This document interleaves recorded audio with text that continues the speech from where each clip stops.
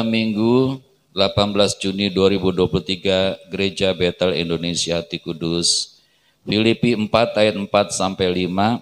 Bersukacitalah senantiasa dalam Tuhan. Sekali lagi kukatakan, bersukacitalah. Hendaklah kebaikan hatimu diketahui semua orang. Tuhan sudah dekat. Mari kita berdoa. Bapa di surga Maha Mulia, kami sangat bersyukur untuk hari ini dapat beribadah memuliakan Bapa di dalam kasih Tuhan Yesus dan dalam tuntunan Tuhan Roh Kudus. Kami mohon diampuni segala kesalahan kami serta layakkan kami untuk berjumpa dengan Bapa dan terangi hati kami dalam kekudusan-Mu. Di dalam nama Tuhan Yesus Kristus, pengantara dan Raja kami. Salam dan berkat, anugerah kasih dan damai sejahtera dari Bapa, Tuhan Yesus, Tuhan Roh Kudus, selalu menyertai kita sekalian. Amin. Mari kita bangkit berdiri. Kita naikkan pujian kita bahwa Tuhan Yesus itu ajaib.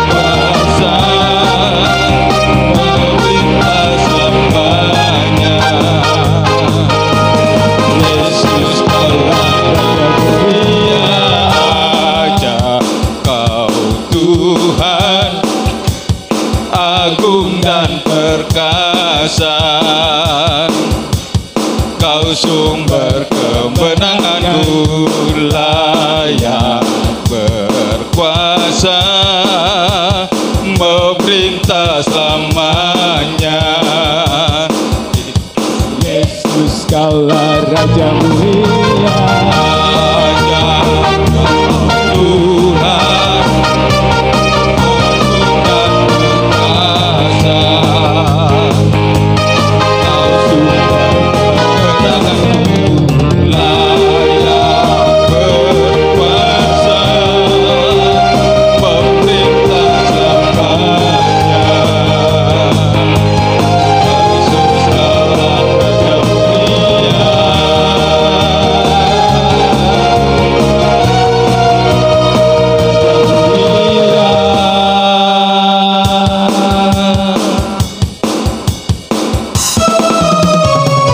Sungguh nyata kasih Tuhan Yesus di atas hidup kita. Haleluya.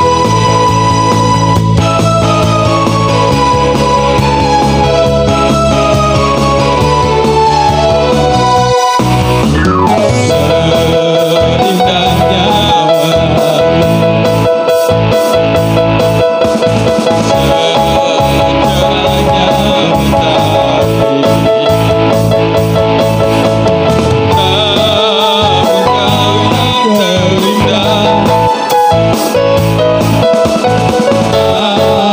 Engkau yang terindah, Engkau yang termegah.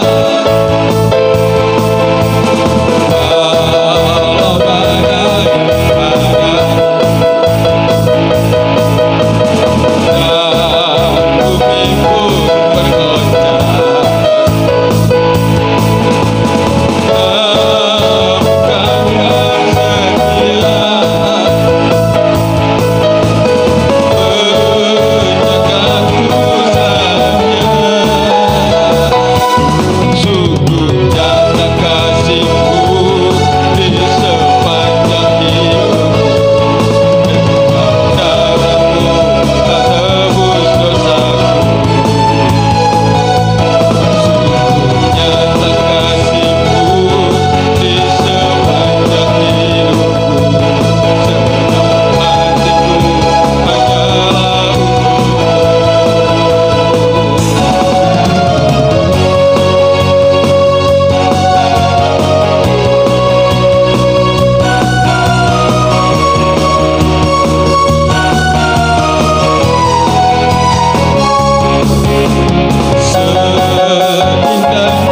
hanyalah seindahnya pelangi, secerahnya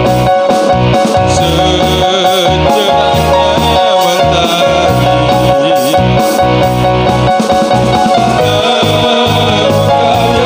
Engkau yang termegah. Walau badai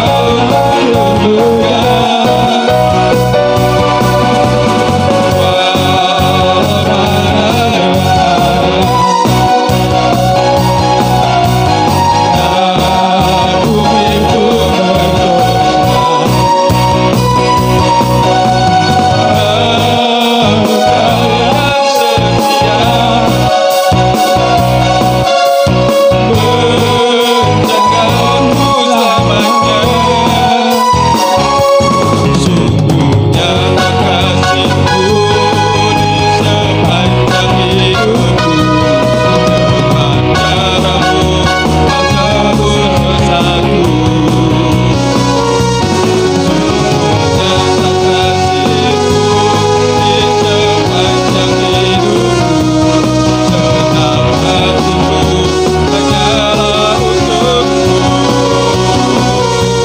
Sungguh nyata kasih-Mu di sepanjang hidupku. Darah-Mu Kau tebus dosaku. Nyata kasih-Mu di sepanjang hidupku. Segenap hatiku hanyalah untukmu. Sungguh nyata kasih-Mu di sepanjang hidupku. Dengan darah-Mu Kau tebus dosaku. Nyata kasih-Mu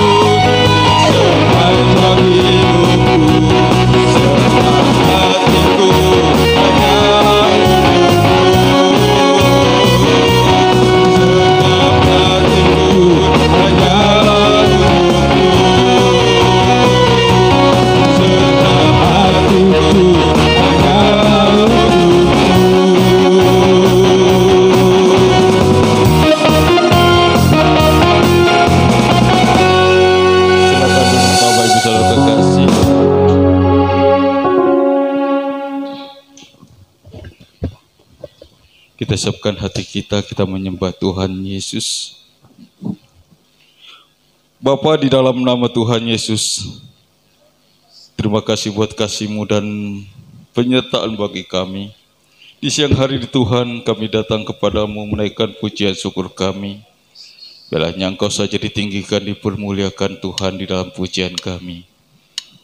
Terima kasih Tuhan Yesus. Terima kasih Tuhan. Engkau selalu ada bagi kami.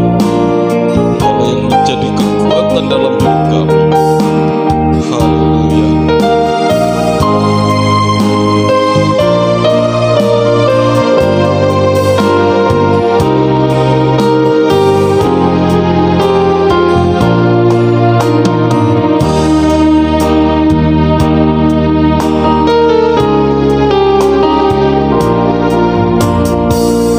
Satu dalam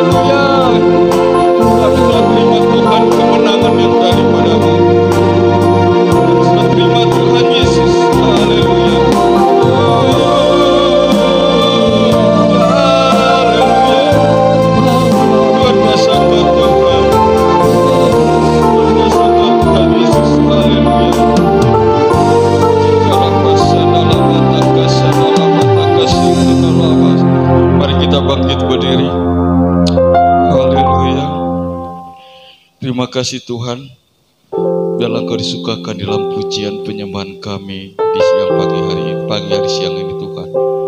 Terima kasih Tuhan Yesus, segala pujian hanya bagi-Mu di dalam nama Tuhan Yesus. Mari kita naikkan doa Bapa kami bersama-sama. Bapa kami yang ada di surga, dikuduskanlah nama-Mu Bapa, datanglah kerajaan Bapa, jadilah kehendak Bapa di bumi seperti di surga. Berikanlah kami pada hari ini makanan kami yang secukupnya, dan ampunilah kami akan kesalahan kami, seperti kami juga mengampuni orang yang bersalah kepada kami. Dan jangan bawa kami ke dalam pencobaan, tetapi lepaskanlah kami daripada yang jahat. Karena Bapa-lah yang mempunyai kerajaan dan kuasa dan kemuliaan sampai selama-lamanya. Di dalam nama Tuhan Yesus, amin.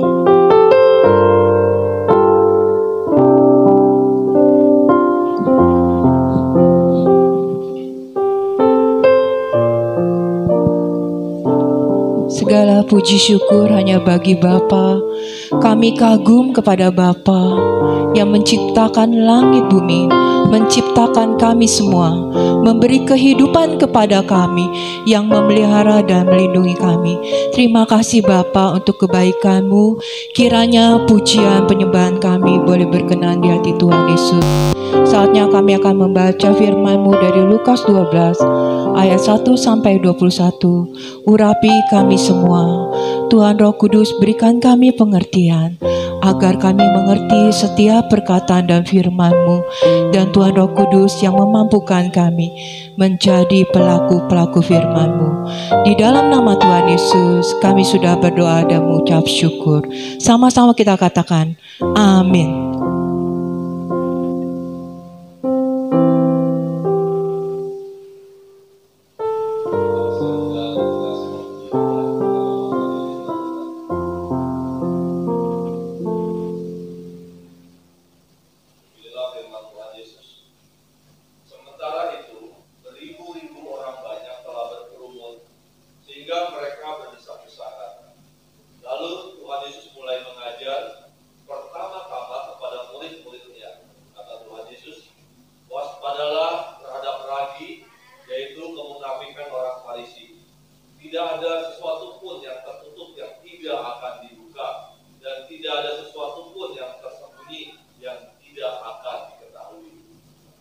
Bersama-sama.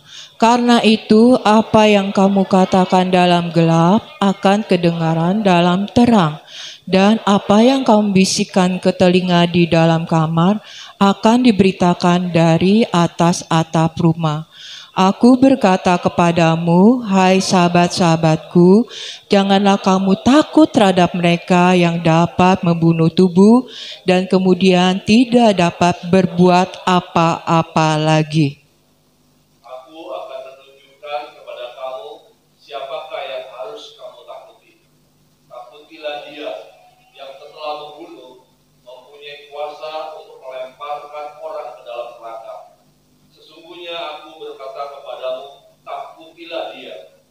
Bukankah burung pipit dijual 5 ekor 2 duit? Sungguh pun demikian, tidak seekor pun daripadanya yang dilupakan Allah.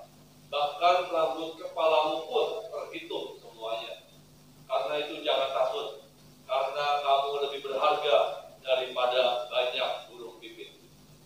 Bersama-sama. Aku berkata kepadamu, setiap orang yang mengakui aku di depan manusia, Anak Manusia juga akan mengakui dia di depan malaikat-malaikat Allah. Tetapi barang siapa menyangkal aku di depan manusia, ia akan disangkal di depan malaikat-malaikat Allah.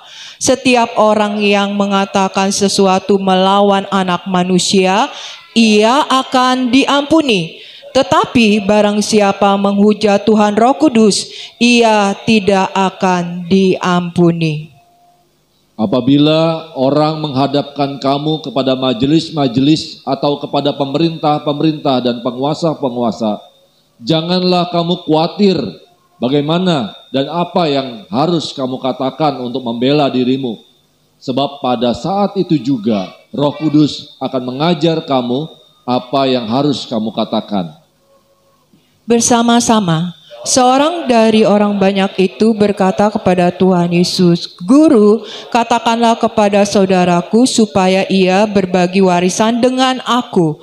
Tetapi Tuhan Yesus berkata kepadanya, "Saudara, siapakah yang telah mengangkat aku menjadi hakim atau pengantara atas kamu?"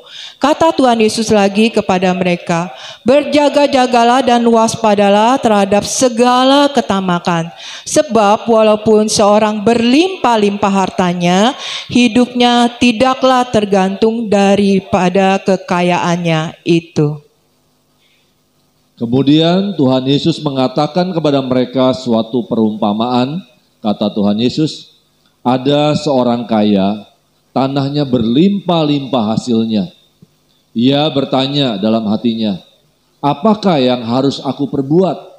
Sebab aku tidak mempunyai tempat di mana aku dapat menyimpan hasil tanahku.'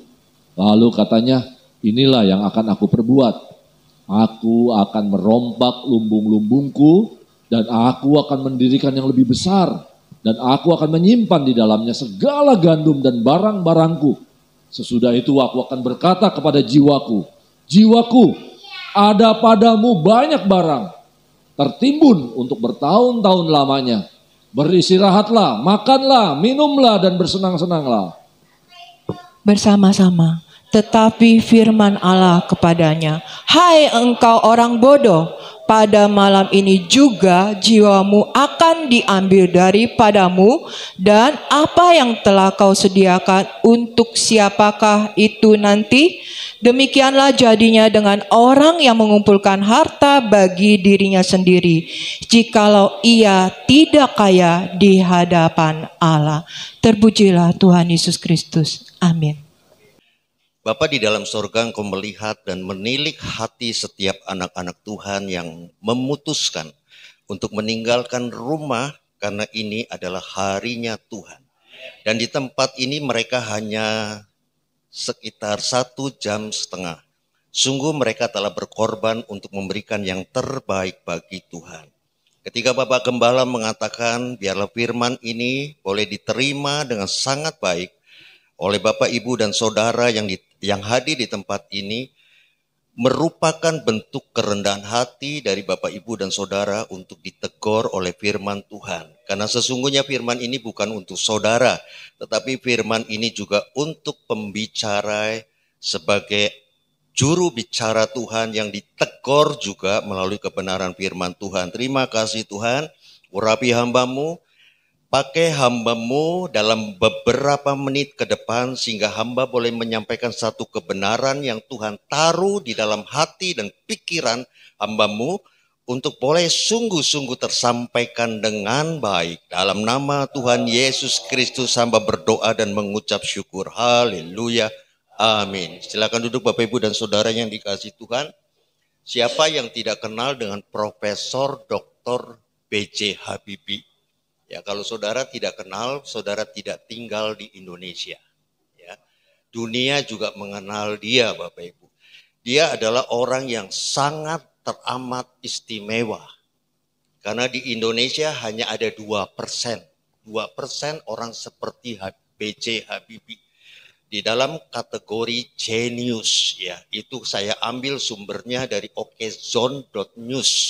Ya, saudara bisa ambil dan saudara bisa lihat angka itu. Jadi hanya 2%.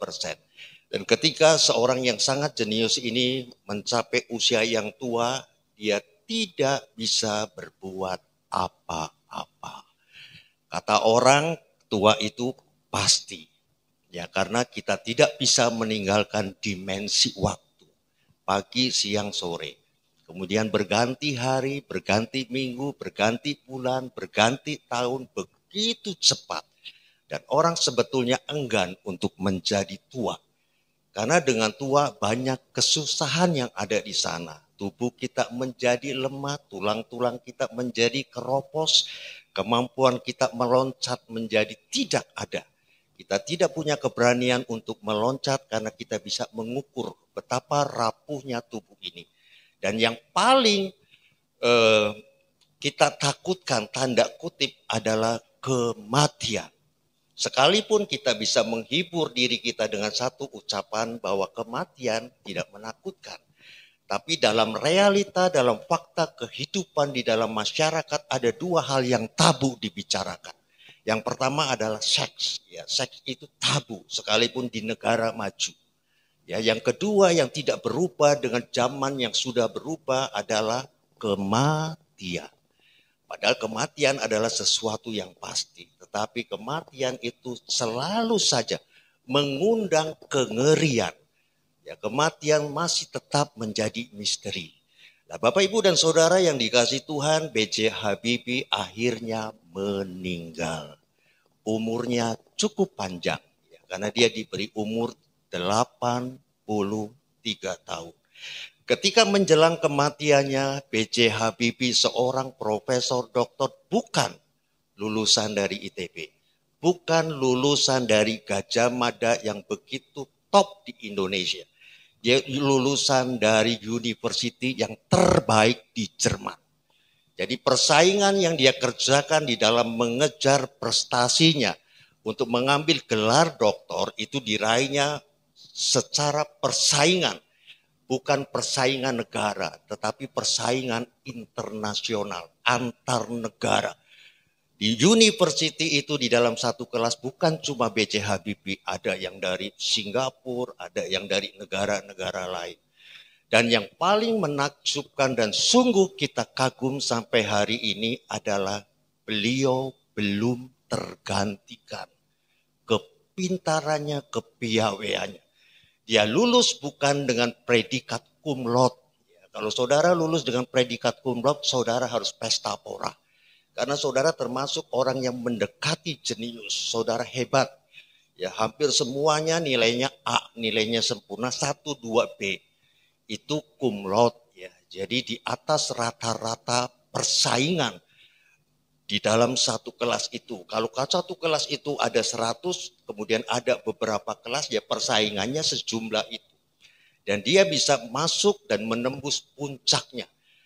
Jadi Habibie lulus dengan predikat summa cum laude. Ya, jadi di atas cum laude. Nah, dia punya nilai 100% A. Sempurna. Begitu hebatnya orang ini. Tahun 1982 saya masuk ke ITB. Ya, masuk ke ITB pun sudah membuat saya melayang. Ya, begitu senang saya menikmati, saya bisa masuk ke ITB. Dan kebanggaan saya hari ini adalah saya masuk melalui jalur khusus. Ya, saya tidak pernah melalui tes masuk perguruan tinggi. Saya kumpulkan satu nilai dari semester 1 di SMA kelas 1 sampai kelas 3. Nah, kemudian dari nilai-nilai itu akhirnya sekolah ya melihat hanya sedikit orang di sekolah itu yang bisa diusulkan ke perguruan tinggi top untuk diterima langsung tanpa melalui tes. Dan kemudian saya diusulkan oleh kepala sekolah, saya dipanggil, hanya 5 orang yang dipanggil dari sekian ratus orang. Kemudian saya memilih pilihan untuk saya ambil ITB, karena di sana ada Gajah Mada, ada UI, ya kemudian ada Erlangga, kategori proyek perintis 1 istilahnya di tahun 1982. Ya, itu proyek perintis 1 adalah yang kelas 1-nya. Nah, kemudian ada proyek perintis 2, itu bukan kelas 2-nya. Tapi orang-orang yang masuk ke sekolah atau perguruan tinggi kelas 1, tapi melalui jalur khusus. Nah, saya bertemu dengan orang-orang pintar seluruh Indonesia. Ternyata bukan hanya saya. Saya masuk terlebih dahulu dan ada teman-teman saya yang masuk dengan cara yang sama. Jadi mereka pintar. Dari Pontianak saya bertemu dengan seorang Chinese yang kacamatanya begitu tebal. Dan saya berpikir, oh ini lebih layak, lebih pantas untuk menjadi orang yang pintar. Karena penampilannya menunjang. Tapi saya tidak berkacamata. Ya, tapi realita saya bisa tembus itu ITB tanpa tes. Bukan karena IQ-nya tinggi. Bukan karena saya punya kecerdasan seperti Habibie. Jauh Bapak Ibu. IQ-nya saya sangat pas-pasan. Tetapi saya begitu rajin. Ya, sehingga hari ini ketika ada reuni di antar ITB yang sudah usia sama dengan saya, satu angkatan, ya, usia sekitar 60-an, mereka masih ingat dan berkata, "Yu dulu kutu buku," katanya. Saya sudah tidak terlalu ingat karena puluhan tahun yang lalu. Tapi mereka menjadi saksi. Betapa saya senangnya belajar tentang banyak hal. Kalau di jurusan farmasi saya belajar tentang banyak hal yang berkaitan dengan farmasi. Saudara, ketika saya masuk ITB, pertama kali yang saya ingin kunjungi adalah perpustakaan. Ya, zaman itu belum ada hal-hal yang disebut Google. Ya, jadi masih sangat terbatas informasi itu bisa kita dapatkan. Sehingga perpustakaan menjadi bagian yang sangat penting untuk kita memperoleh ilmu. Sekarang tidak, dengan jari saja kita sudah bisa mendapatkan ilmu banyak. Nah, saya masuk ke perpustakaan, semua buku di ITB dan saudara bisa cek hari ini. Tidak ada satu pun saya jumpai ya, yang berbahasa Indonesia. Semuanya textbook. Ya, berbahasa Inggris, bahasa internasional yang disebabkan oleh karena memang ilmu-ilmu model begitu ya sedikit yang menguasai, tapi lebih banyak ya sumber-sumbernya diambil dari luar negeri. Nah, kemudian saya ambil satu buku, saya terheran-heran. Satu buku dari ratusan buku itu adalah disertasi Profesor Dr. B.J. Habibie. Saya begitu kaget, saya ambil buku itu karena ada banyak buku bukan pengarangnya dari Indonesia, tapi dari luar.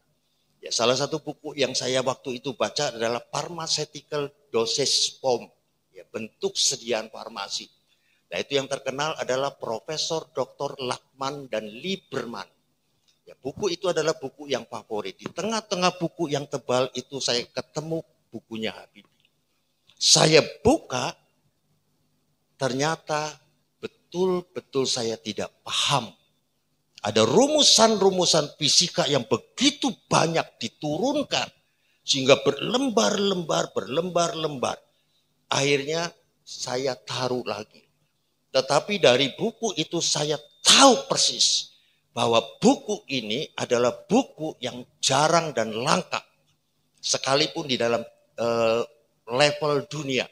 Karena buku ini berbicara tentang aerodinamika, pesawat terbang. Habibie ditarik ke Indonesia. Ya, dikasih IPTN. Tapi waktu itu Indonesia tidak terlalu kondusif. Sehingga IPTN pun tidak berkembang sebagaimana mestinya. Akhirnya dia mati, Bapak Ibu.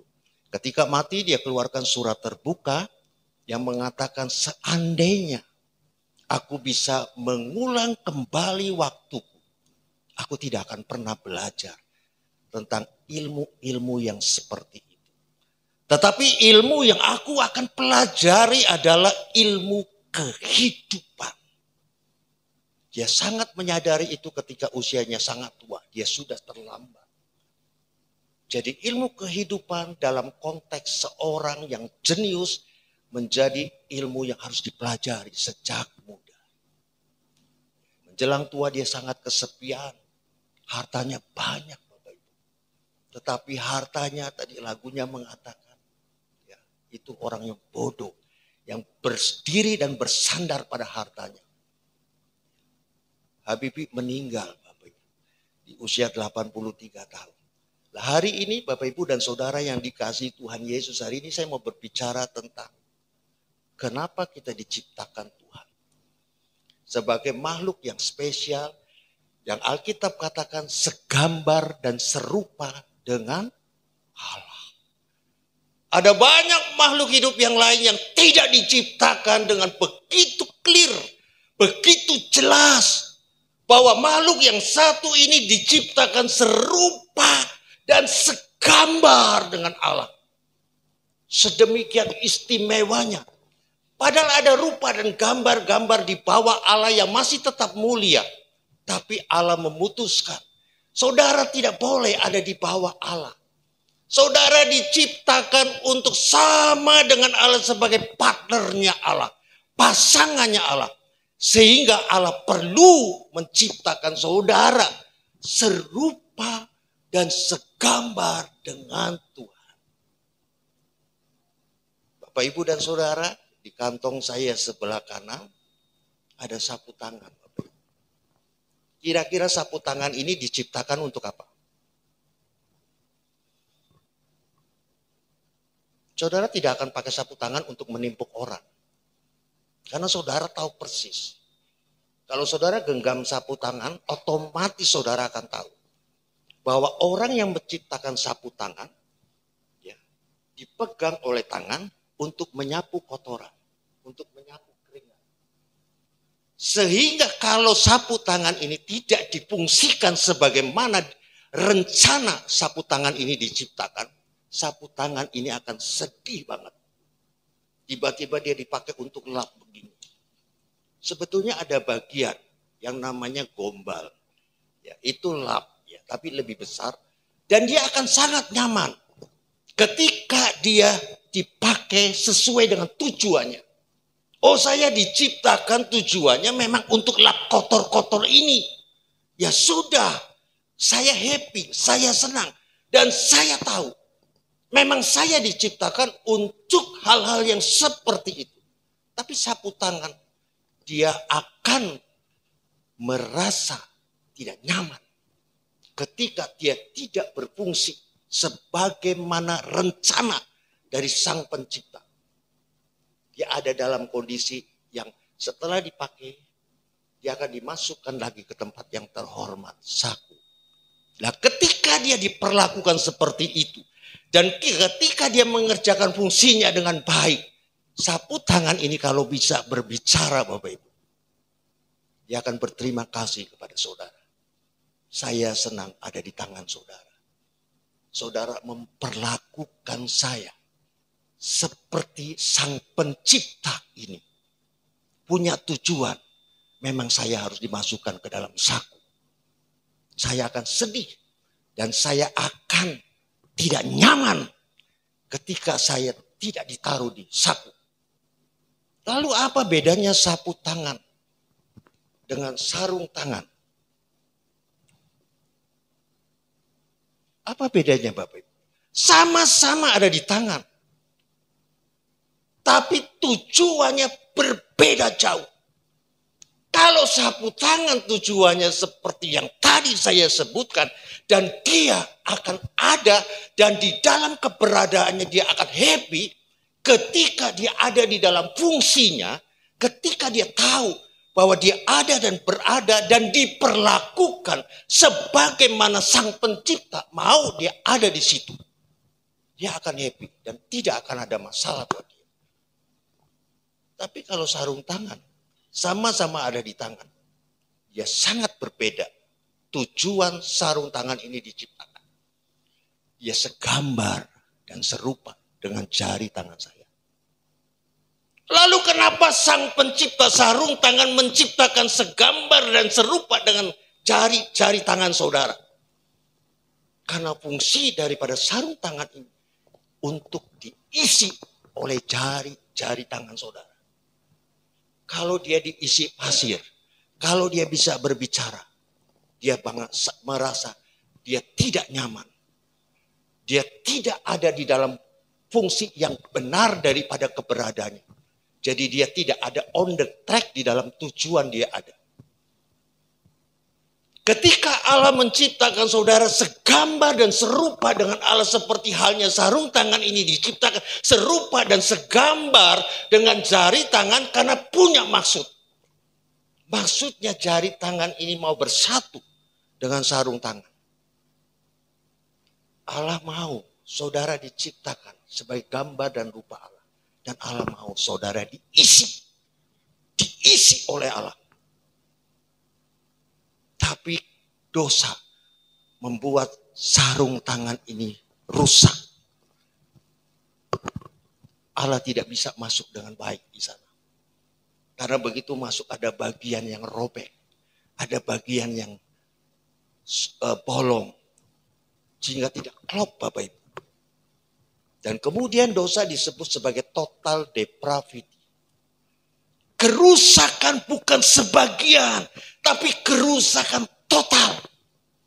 Sehingga sarung tangan ini kerap kali tidak berfungsi bagi Tuhan. Yesus datang untuk memperbaiki yang rusak. Supaya kembali saudara bisa diisi oleh Allah.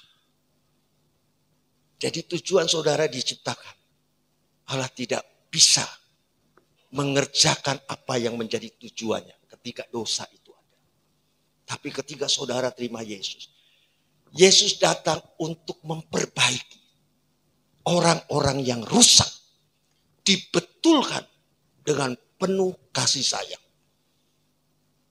Satu lagu katakan begini, di tengah ombak dan arus pencobaan, hampir terhilang tujuan arah hidupku. Bagaikan kapal yang terombang-ambingkan, mengharap kasihnya seolah-olah tiada mampu. Kita seperti nggak punya kemampuan untuk kembali lagi kepada kasih Allah. Padahal Allah menciptakan kita dengan penuh kasih. Dengan totally love. Dengan kasih yang total. Dia tidak mau menciptakan saudara hanya mirip-mirip gambar dan mirip-mirip rupa Allah. Tapi betul-betul segambar dan serupa dengan Allah. Ketika dia menemukan saudara dalam kondisi rusak, Yesus datang untuk membetulkan saudara. Yesus perhatikan kehidupan setiap orang yang sudah rusak dibetulkan dengan penuh kasih sayang. Yesus perhatikan setiap tetesan air mata. Dia mengenal hatimu yang penuh penyesalan dosa. Allah menyelidiki hatimu, Bapak Ibu. Saudara boleh ke gereja seminggu 7 kali lengkap. Tidak ada hari di mana saudara tidak memutuskan untuk ke rumah Tuhan. Tapi bagi Tuhan, dia lebih tertarik melihat hati dan batinmu. Apakah hati dan batin masih seperti yang Allah harapkan? Hati dan batinmu harus sedemikian rupa sehingga klop dengan hati dan batinnya Tuhan. Saudara sudah dibetulkan oleh Yesus. Saudara menjadi tanda kutip mendekati kekudusan Tuhan oleh karena darah Yesus. Disitulah Allah bisa menghampiri saudara. Disitulah Allah merasa ini ada hope, ada harapan. Aku datang kepada dia karena dia sudah menjadi sarung tangan yang baik. Sudah tidak bolong-bolong. Sudah tidak rusak. Aku mau masuk ke dalamnya. Jadi dia perhatikan manusia batin. Pak tunjukkan satu ayat. Ayat ini tidak boleh saudara lupakan. Karena tujuan kekristenan kita ada di sini. Bukan ada dalam konteks liturgia. Bukan ada dalam konteks saudara pakai jas, pakai dasi. Kemudian saudara mengatakan dulu aku adalah orang jahat. Dan saudara kemudian nak mimbar. Dan seolah-olah dengan saudara menjadi pendeta. Semuanya sudah oke. No. Manusia melihat apa yang nampak di depan mata. Yes. Dia berubah. Dia jadi orang jahat, jadi pendeta. Oh berubah. Karena manusia melihat apa yang nampak di depan mata. Tapi Tuhan lihat hatinya. Kalau hati saudara nggak berubah. Bagi Tuhan zami mawon. Sama saja. Saudara nggak ada berubah apa-apa. Sehingga ayat ini menjadi sangat penting. Manusia batin saudara. Yang harus berubah. Dan itu fungsi Yesus datang. Ingin menjamah manusia batin saudara. Bukan manusia fisik saudara. Mari kita lihat Mazmur 51 ayat 12.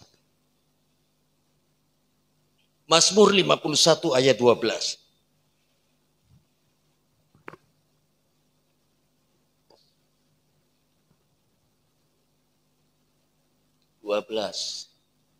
Mungkin yang di dalamnya itu 51, 12. Sekarang begitu tuh Mazmur. Yang di dalamnya aja. Ya ini. Jadikanlah hatiku tahir. Jadi pemazmur itu Daud sangat intim dengan Tuhan. Dan di dalam keintimannya dia tahu demenya yang utamanya. Kekristenan yang utamanya adalah ini. Sehingga dia meminta kepada Tuhan, Tuhan jangan jadikan aku pendeta. Jangan jadikan aku sekedar dari jemaat menjadi pengerja. Tapi aku ingin jadi pengerja. Aku ingin jadi pendeta yang hatinya berkenan di hadapan Allah. Jadikanlah hatiku tahir ya Allah. Dan perbaharuilah batinku dengan roh yang teguh. Jadi saudara nggak bisa menjadikan hatimu tahir dengan kekuatanmu. Kenapa tidak bisa? Karena saudara sudah rusak. Tidak punya capability. Tidak punya kemampuan untuk memperbaiki dirimu yang bersumber daripada kekuatanmu. Saudara butuh roh yang teguh. Butuh Roh Kudus. Sehingga saudara harus mengundang Roh Kudus untuk mentahirkan hati saudara. Roh Kudus, datanglah, jamalah tiap hati, jamalah. Segarkanlah yang lelah, kuatkanlah yang lemah. Roh Kudus, Roh Kudus, kuatkanlah. Roh Kudus, hiburlah setiap hati yang gentar. Itu kita Bapak Ibu. Hiburlah lewat lembah yang curam, jalan licin dan terjal. Roh Kudus, pimpinlah. Roh Kudus, bimbinglah. Kalau saudara bisa betul-betul mau dipimpin oleh Roh Kudus. Seringkali saudara tahu, tapi saudara tidak mau tahu. Itu yang menjadi persoalan orang. Saudara tahu, Pak Pendeta gak usah ngomong begitu dari dulu. Ketika pertama kali saya menjadi Kristen, saya tahu kebenaran ini. Bahwa kita harus dipimpin oleh Roh Kudus. Tapi persoalannya kita mau tahu nggak? Kalau mau tahu, saudara akan betul-betul melakukan satu tindakan untuk mengosongkan diri sedemikian rupa untuk dipenuhi oleh Roh Kudus. Dan ketika Roh Kudus masuk, maka saudara akan menjadi manusia batin yang Yesus melihat sudah utuh. Ini yang aku mau. Aku bisa menghampiri dia. Dan aku bisa masuk mengisi kehidupannya. Kadangkala yang menjadi penghalang karena kerusakan dosa yang membuat Yesus tidak bisa masuk secara penuh. Yeremia pasal 17 ayat 9. Yeremia 17 ayat 9.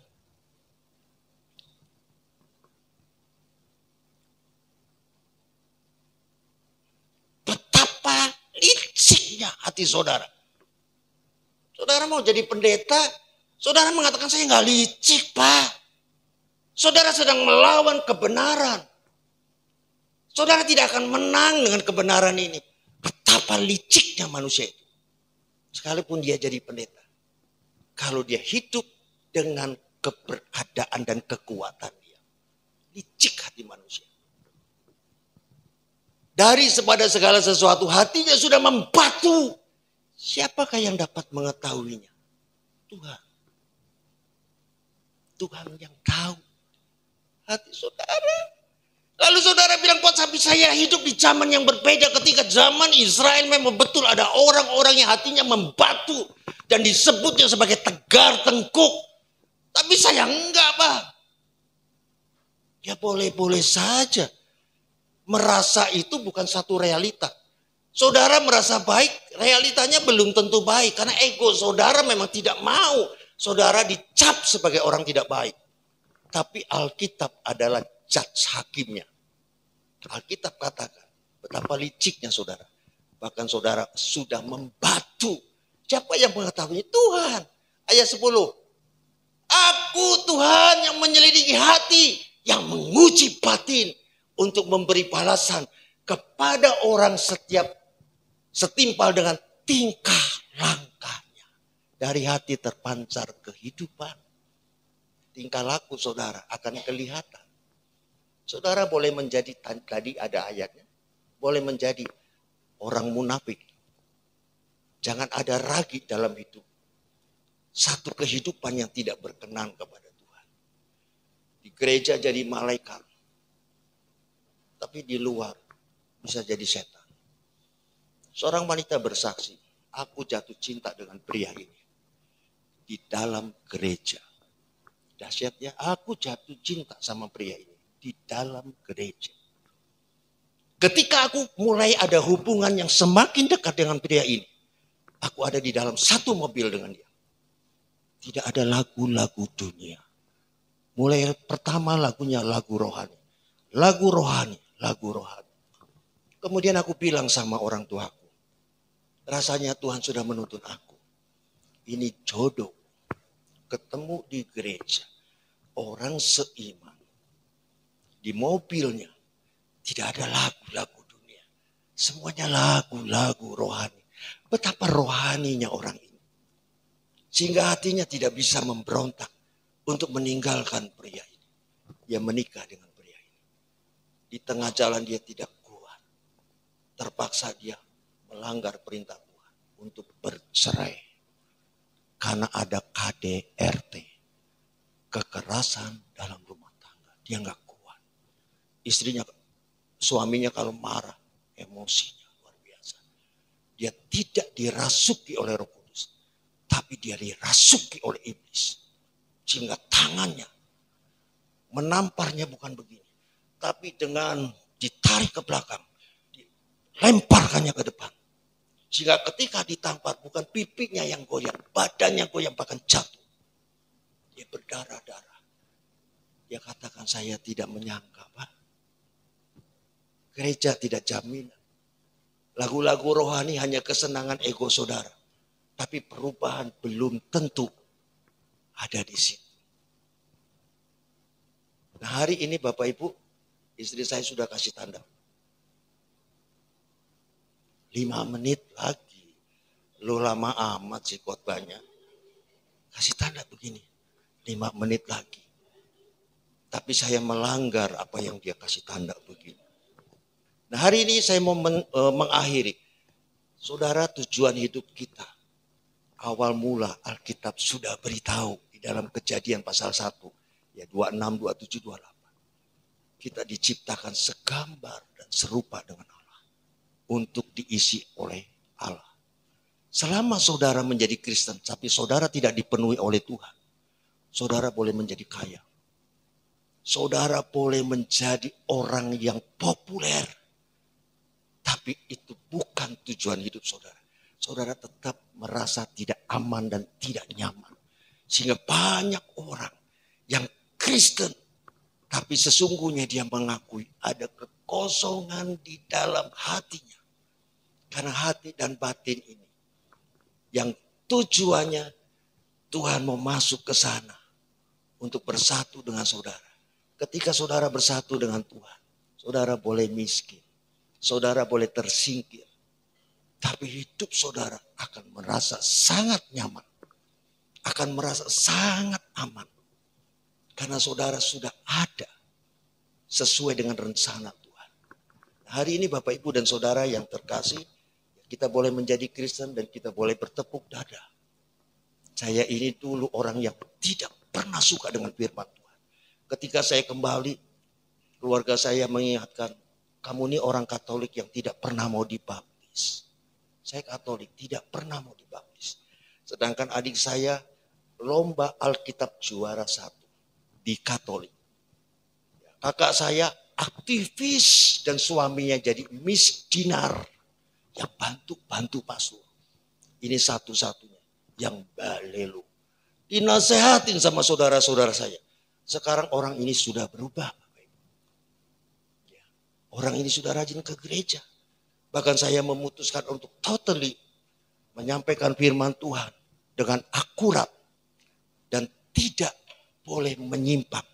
Karena saya berani berkhotbah di depan Pak Darius, berani berkhotbah di depan Pak Hadi. Mereka jauh lebih tahu. Mereka punya pengalaman, sudah pasti bisa mengkoreksi apa yang saya sampaikan.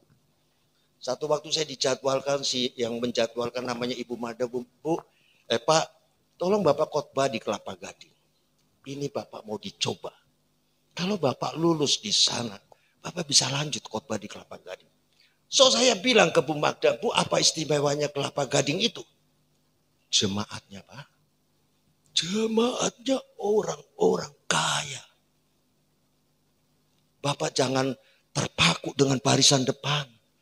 Kenapa di gereja nggak boleh terpaku dengan barisan depan? Itu orang-orang Farisi, STH, MTH. Orang-orang teologi semua pengerja di situ. Orang-orang berduit, berpendidikan teologi. Oke Bu, saya coba, semoga berhasil. Saya mulai khotbah Bapak. Saya nggak peduli di depan mau MTH, ya mau STH, mau DTH, doktor teologi. Saya pikir saya menyampaikan kebenaran. Mereka bisa mengkoreksi saya. Dan akhirnya berlanjut sampai hari ini. Saya bukan cuma ditempatkan di Kelapa Gading. Bapak khotbah di Gading Serpong ya. Gading Serpong lebih dahsyat lagi. Orang-orang kaya berkumpul di sana. Saya khotbah mereka. Seolah-olah ingin mengatakan, lu mau bicara apa? Orangnya begitu. Seperti sudah merasa tahu. Kemudian saya dikhotbah di Robinson. Bapak lari ya ke Robinson. Robinson lebih serem lagi Bapak. Di situ lampu nyorot, di sini lampu nyorot. Kemudian ditaruh di YouTube. Tidak pernah terhilang. Di Viva TV. Punyanya pendeta Profesor Dr. Konrad Supit yang cabangnya begitu banyak. Saya bisa masuk ke sana. Itu karena apa? Karena saya bilang sama Tuhan, saya tampil nothing tulus. Saya tidak mau tampil sempurna. Saya mau tampil apa adanya. Ketika saya punya rencana yang sempurna kerap kali, malah saya tidak berhasil dalam khotbah-khotbah saya. Ketika saya nothing tulus, ternyata ada banyak hal. Catatan tidak berguna. Ada banyak hal yang keluar bukan karena catatan. Saya hari ini tidak mau bicara tentang Profesor Dr. B.J. Habibie. Tapi tiba-tiba saya ingin bicara itu. Dan saya pikir ini merupakan satu gambaran. Orang sehebat dia pun sulit untuk menemukan tujuan hidupnya. Dan dia menyimpulkan, bukan orang sembarangan. Pelajarilah ilmu kehidupan sejak awal. Dan hari ini saudara mendapatkan satu ilmu kehidupan yang berharga. Saudara diciptakan serupa dan segambar dengan Allah. Kembalilah kepada Allah. Saudara tidak akan bahagia kalau sarung tangan ini diisi pasir. Saudara tidak akan bahagia kalau sarung tangan ini diisi air. Dia akan happy ketika tangan saya masuk. Dia bilang, thanks Pak, aku sudah berfungsi seperti aku diciptakan oleh penciptaku. Nah hari ini saudara akan happy, saudara akan bahagia. Ketika saudara mau Allah itu masuk dalam hidup. Hartamu menjadi tidak penting. Segala sesuatu menjadi tidak penting ketika Allah masuk. Yang terpenting adalah Yesus. Yang terpenting adalah Allah. Dan saya sungguh melihat di gereja ini.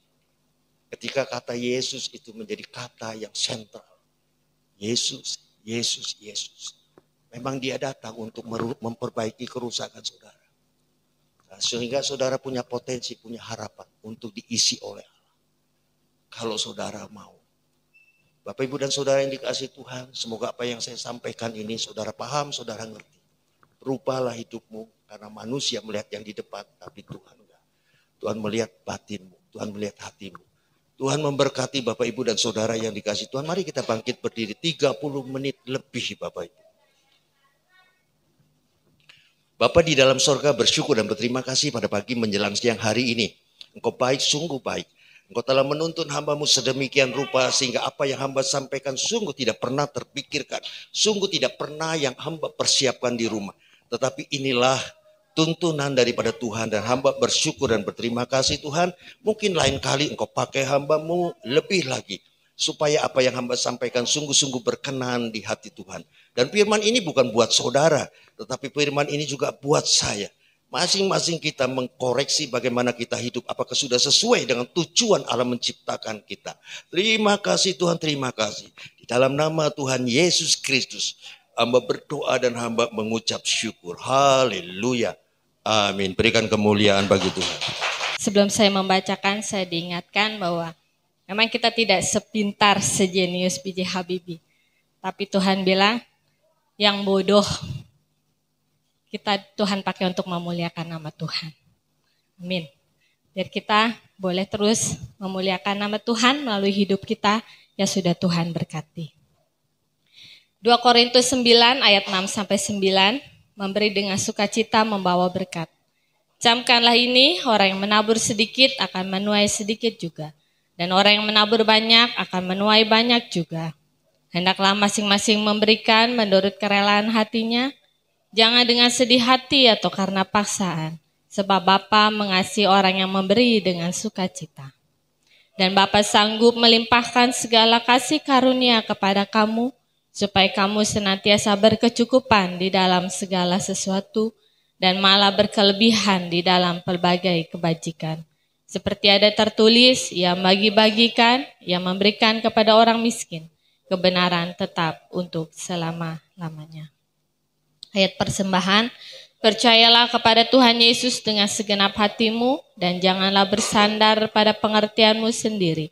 Akuilah Tuhan Yesus dalam segala lakumu, maka Tuhan Yesus akan meluruskan jalanmu. Janganlah engkau menganggap dirimu sendiri bijak. Takutlah akan Tuhan Yesus dan jauhilah kejahatan. Itulah yang akan menyembuhkan tubuhmu dan menyegarkan tulang-tulangmu. Muliakanlah Tuhan Yesus dengan hartamu dan dengan hasil pertama dari segala penghasilanmu. Maka lumbung-lumbungmu akan diisi penuh sampai melimpah-limpah. Dan bejana pemerahanmu akan meluap dengan air buah anggurnya. Mari kita doa persembahan bersama-sama.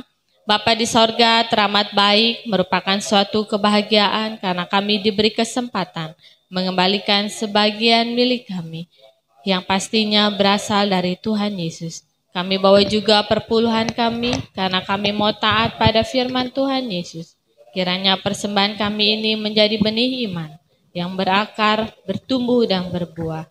Di dalam nama Tuhan Yesus, pemberi berkat. Amin. Kita persiapkan persembahan kita memberikan terbaik buat Tuhan Yesus.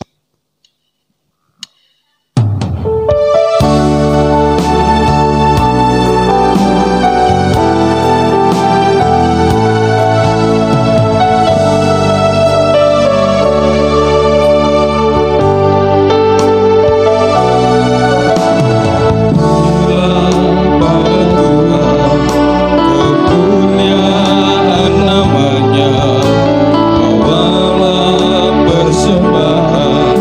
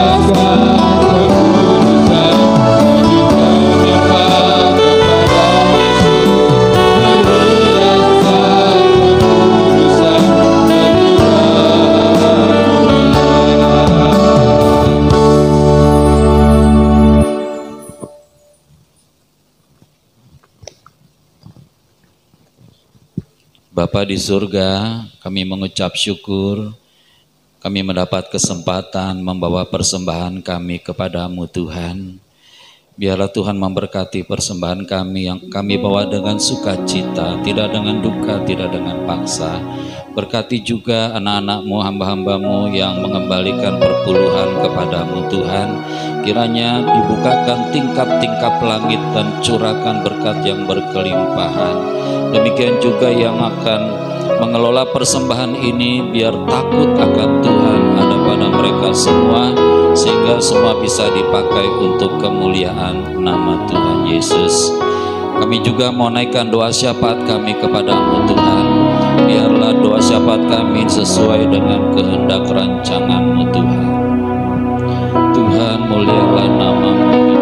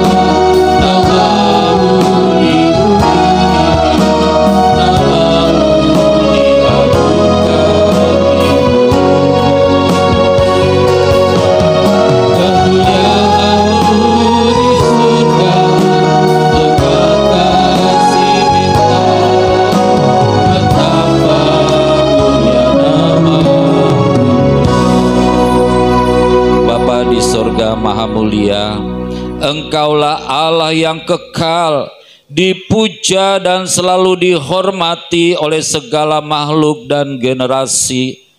Bapa berfirman dan segalanya tercipta. Keselamatan dan kesempurnaan hanya ada di dalam Tuhan Yesus Kristus.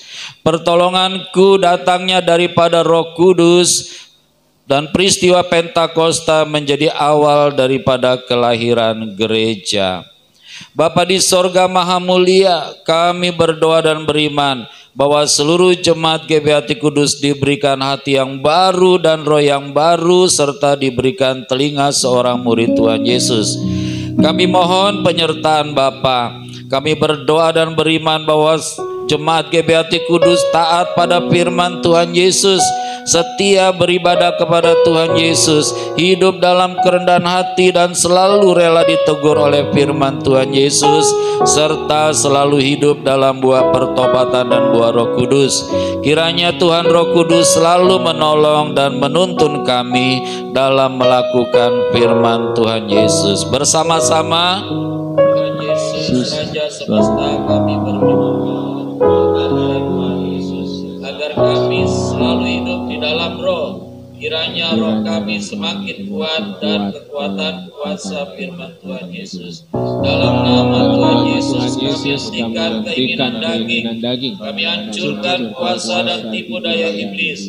Kami aman dalam perlindungan Tuhan Yesus, Raja semesta.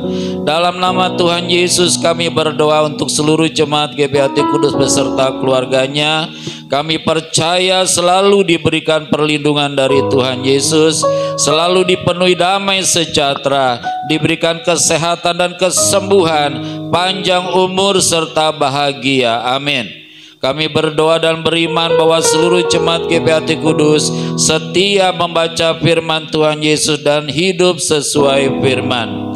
Kami berdoa dan beriman bahwa seluruh kegiatan ibadah di GBHT Kudus selalu dalam tuntunan Tuhan Roh Kudus dan selalu memuliakan Tuhan Yesus. Bersama-sama, besar anugerah Bapa bagi kami anak-anaknya. Ajar kami untuk menghormati Bapa di dalam cinta kasih Tuhan Yesus, serta dalam tuntunan Tuhan Roh Kudus. Amin. Dalam nama Tuhan Yesus kami berdoa menghentikan korupsi di seluruh Indonesia, baik yang dilakukan oleh birokrasi pemerintah, ASN, institusi Polri, TNI, dan kementerian maupun oleh perusahaan swasta, bahkan oleh seluruh masyarakat. Kiranya kejujuran, keadilan, kemakmuran menjadi bagian yang tak terpisahkan dari seluruh masyarakat Indonesia.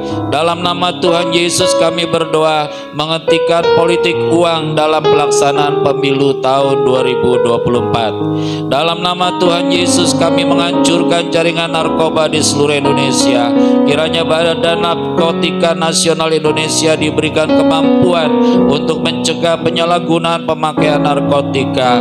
Kami berdoa kiranya seluruh rakyat Indonesia dibebaskan dari pengaruh narkoba. Dalam nama Tuhan Yesus kami berdoa kiranya menjelang pemilu tahun 2024 hati bangsa Indonesia terbuka bagi damai sejahtera yang Tuhan Yesus curahkan bagi Indonesia. Kami percaya kasih Tuhan Yesus menghilangkan kebencian, menghilangkan permusuhan, menghilangkan perpecahan di Indonesia, dan tidak terjadi polarisasi massa dalam penyelaksanaan pemilu tahun 2024. Kiranya Tuhan Yesus memberikan calon presiden yang dapat meneruskan kepemimpinan Bapak Jokowi. Tuhan Roh Kudus penuntun kami berdoa kiranya Roh Kudus selalu membimbing kami. Kami berdoa kiranya terbangun komunikasi yang baik di antara keluarga kami. Kiranya terbangun komunikasi yang baik di antara seluruh jemaat GBHT Kudus. Kiranya terbangun komunikasi yang baik bagi seluruh bangsa Indonesia. Kiranya kami saling mengaku dosa dan saling mendoakan supaya kami sembuh dan damai sejahtera berlimpah atas kami. Kiranya hanya nama Tuhan Yesus sajalah yang selalu ditinggikan dan dipermuliakan. Bapa di sorga, kami mengucap syukur buat kebenaran firman-Mu yang sudah disampaikan pada hari ini. Biarlah hati kami terbuka bagi firman-Mu, dan Tuhan Yesus mengubahkan seluruh kehidupan kami sehingga kami menjadi ciptaan yang baru. Yang lama sudah berlalu, bahkan yang baru sudah datang, sehingga kami menjadi anak-anak yang berkenan di hati Bapa. Ya Tuhan Yesus, kami datang kepadamu membawa saudara kami yang sakit di GBHT Kudus. Mari Tuhan, biar ulurkan tangan pengasihan-Mu, kuasa bilur-bilur-Mu yang menyembuhkan kami Tuhan. Di dalam nama Tuhan Yesus, sakit penyakit dihancurkan di dalam nama Tuhan Yesus, dan kami terima kuasa kesembuhan. Kami berdoa Tuhan buat pergumulan kami ya Bapa, pergumulan di dalam rumah tangga kami, pergumulan di dalam anak mantu cucu kami Tuhan. Biar Tuhan melawat kami, melawat keluarga kami, sehingga damai sejahtera memulihkan kami semua Tuhan Yesus. Terima kasih ya Aba ya Bapa. Berdoa bagi mereka yang mengalami pergumulan dalam rumah tangga, Tuhan menjadi penolong bagi kami. Terima kasih ya Tuhan Yesus. Berkat Bapa bagi para pelayan-pelayan-Mu di tempat ini ya Bapa. Biar mereka melayan dengan hati yang tulus, dengan hati yang mengasihi Tuhan Yesus. Juga berkati seluruh jemaat GBHT Kudus, biar mereka datang dengan kerinduan kepada Tuhan Yesus. Amin, memberkati mereka dalam nama Bapa, Anak, dan Roh Kudus, dalam nama Tuhan Yesus. Berkat Bapa juga buat kegiatan gereja-Mu GBHT Kudus sepanjang minggu ini ya Bapa. Untuk doa puasa pada hari Selasa, untuk pemuda sehati ibadah mereka pada hari Rabu, untuk menara doa pada hari Kamis, untuk doa keliling pada hari Rabu dan hari Sabtu. Tuhan memberkatinya untuk persiapan ibadah raya. Tuhan menolong kami semua. Kuduskan hati kami Tuhan. Terima kasih ya Aba ya Bapa. Kami berdoa buat kota kami Bekasi. Berkati kota Bekasi, bahkan Jabodetabek, bahkan seluruh Indonesia diberkati oleh Tuhan Yesus. Berdoa buat tetangga di gereja ini, kiri kanan depan belakang, 1 RW 1 RW dan 1 Perumnas ini kiranya dilawat oleh Tuhan Yesus Kristus. Terima kasih ya Aba ya Bapa. Kemuliaan hanya bagi Tuhan Yesus Kristus. Bersama-sama 2 kali Dalam nama Tuhan Yesus Raja semesta kami berdoa, amin. Kekuasaan Tuhan Yesus terbukti telah mengabulkan doa kami. Dalam nama Tuhan Yesus Raja semesta kami berdoa, amin. Kekuasaan Tuhan Yesus terbukti telah mengabulkan doa kami. Haleluya, amin.